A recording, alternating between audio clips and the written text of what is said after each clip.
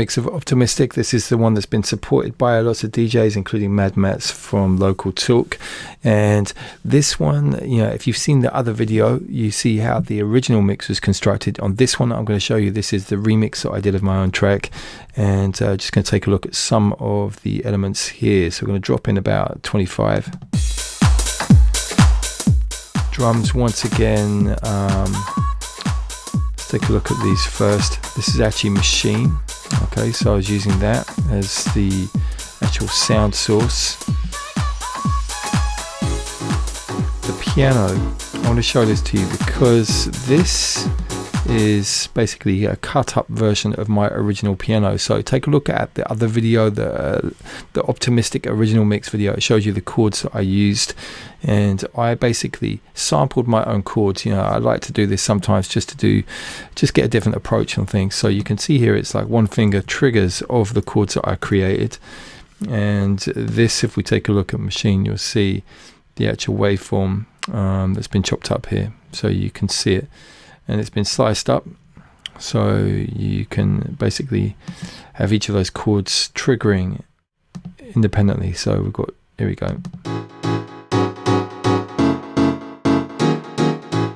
Bit of a delay on there as well. Yeah, one of the key elements of this track is this string. It's like a real nice hook. A lot of people say they really like this. Just going to glue this together.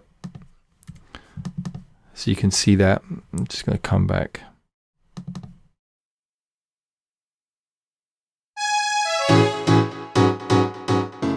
So you can see that there. You hear it again coming up. And someone quite rightly pointed out, it sounds very reminiscent of the MK dub of I Can't Get No Sleep. Now, I wasn't I wasn't consciously copying that. It must have been a subconscious thing. Often when I'm making music, things come out that I've heard before. So that's definitely one of those cases. And the bass here, this is like an M1 organ bass. There it is.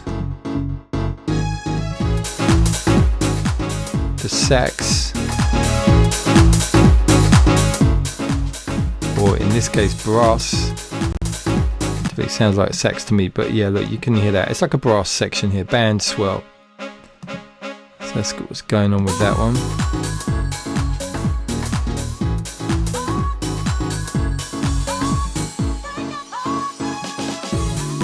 Okay, so now we've got a section where I've got some Rhodes chords from the library, and these were basically cut up, so I didn't actually play these ones.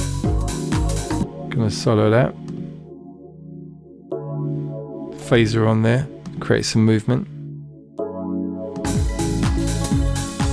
I've got,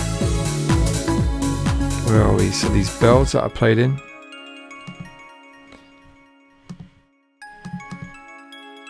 So you can see that. Warm pad. So all of these elements combining.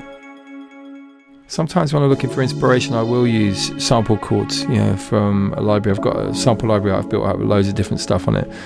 And it was a case, I tried to replay them and they just weren't sounding as good, So it wasn't a case of finding the notes because I managed to work them out, but it's just the actual texture and sound. I've got so used to it from this kind of little sketch that I put down. And when I'm working, sometimes it's all about trying to get these things finished quickly. So that stayed in. A little breakdown section.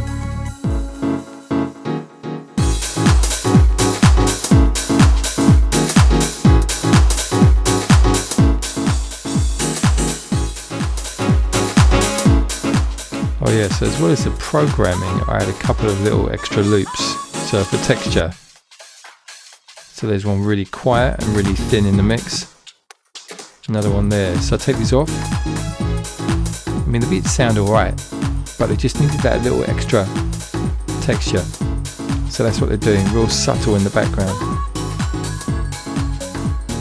So that ended up being a really popular remix, and I definitely recommend you checking out the other video, the Optimistic original mix, so you can see where it all came from. So the key thing there was really just cutting up that piano and creating something really new from it. I mean, the vocals are all the same, of course, but yeah, so that's another little insight into that. And I'll see if I can cover some of the other recent releases as well, because I've been really busy with the Rough Tracks label. So check out the Rough Tracks record. It's basically on Traxsource. If you go and check out the EP Volume 2 is out. So definitely on that sort of more vintage 90s tip. And I'll see if I can cover some of those tracks in future videos.